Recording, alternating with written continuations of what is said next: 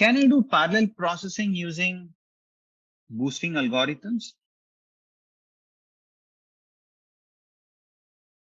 Learning rate is not calculated, Saklin. A learning rate is something which is used in the algorithm. Learning rate is a hyperparameter. So for example, since that question has come up,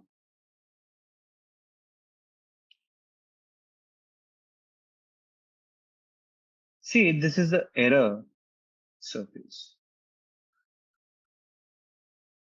This is how the error surface is. And your goal is to do what? Usually when you have errors, will your goal be to minimize errors or maximize errors? Minimize the error. To minimize the error, how fast you want to minimize or how slow you want to minimize depends on learning rate value.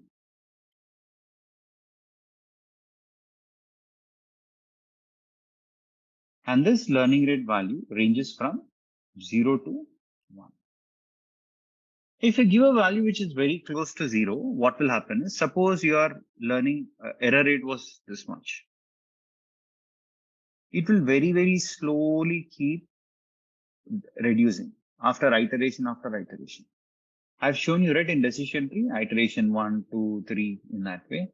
So for every iteration, it will be reducing and it will reduce at a very slow pace. Might be very time consuming. At the same time, if you choose a value which is very close to 1, what will happen is it will take big steps. Take big steps. And the problem is that it will never probably reach the minimum error. The minimum error values, it might not reach if you choose a learning rate value, which is very high. So is learning rate value calculated? No. Learning rate is a concept which is applied to minimize your error. If you give a very small value, learning rate will be slow. So minimization of the error will take huge amount of time. At the same time, if you choose a learning rate value which is very high, it will jump the values.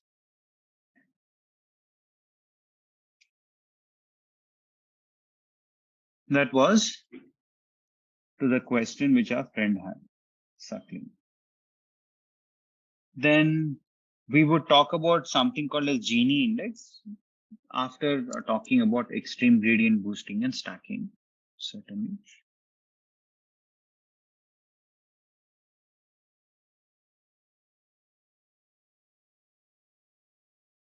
Okay, Million has a question. I think would not be possible.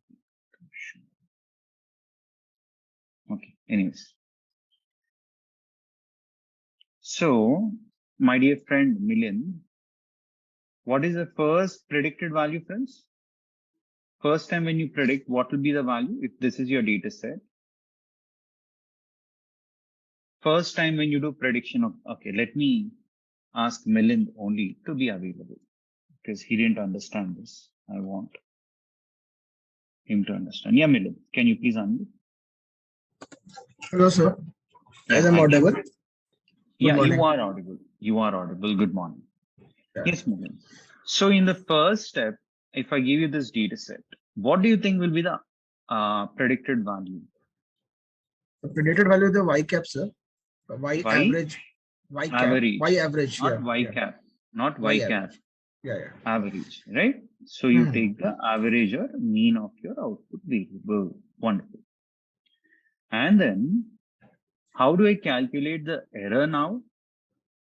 Y minus y average. Wonderful.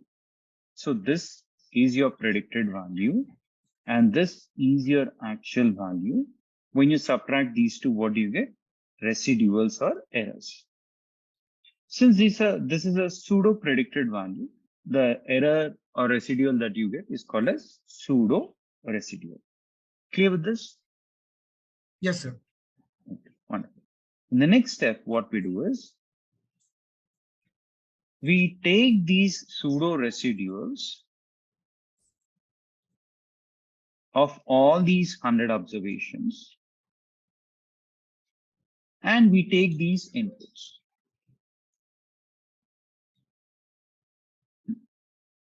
Now, when I build a model and when I use that model to predict on this, you get a predicted value. Yes, sir. Wonderful. I subtract that predicted value with what? With the So, actual value. What is the yes, actual value here? What is the actual value in this data set, my dear friend? This is output variable and so these are input variables. predicted residuals that we have taken. Exactly. Okay. When I subtract these two, what do I get? Again I a get residual. residuals, pseudo residuals. Yeah. So now what will I take? I'll take these set of pseudo residuals and put them into the next data set. Again, I take the inputs from the original data set. Again, I build a model. And once I build a model, again, I'm going to test it. Then again, I get the predicted value. Again, I subtract it from the residuals. And again, I get the pseudo residuals. And I continue this process. Got it, sir. Okay. Right. Thanks a lot, sir. Yeah, sure. Okay. All clear with this?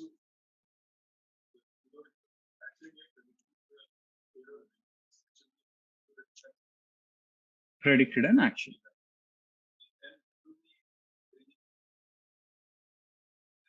Now, actual value is already captured. How is it captured? Actual value by average. Already actual values information is captured.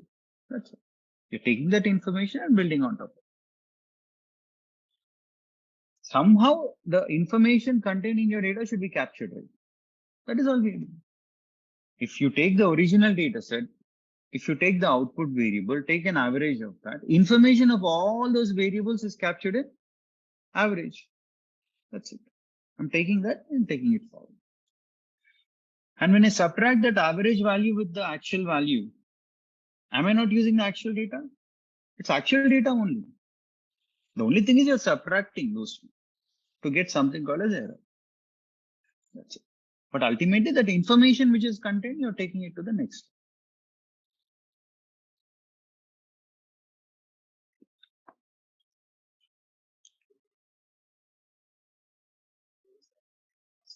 Last step.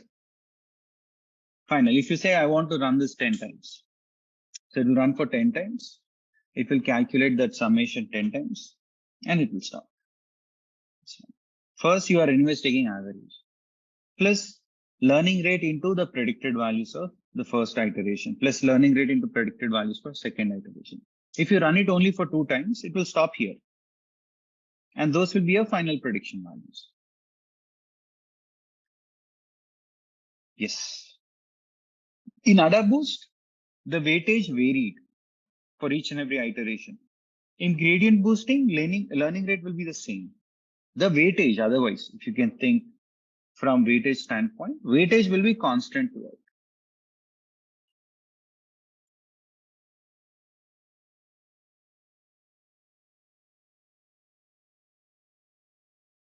Yeah, that's it. That's it. And supposedly your gradient boosting algorithms give you slightly more accuracy in comparison to your AdaBoost. So in practical world settings, right? When you know that on huge number of experiments and huge number of data sets, gradient boosting works well than AdaBoost. If you know that, then why do you want to even apply AdaBoost? Right? We are learning AdaBoost only from interview standpoint, not from practical application standpoint at all. For that case, we are learning gradient boosting only for your interviews. The only algorithm that is used is extreme gradient boosting. Simple. But to understand gradient boosting, AdaBoost was needed. To understand extreme gradient boosting is needed. That is why we are in stages learning that. Otherwise, straight away go with extreme gradient boosting, friends. time and again in Kaggle competitions and in other competitions, it is proven that extreme gradient boosting gives you the best results. Extreme gradient boosting or neural networks, simple. You need not even think about a third algorithm. If you want accuracy, if you want explainability, interpretation and all that, decision tree is number one. Next, regression techniques. So there's no room for the third algorithm. Okay.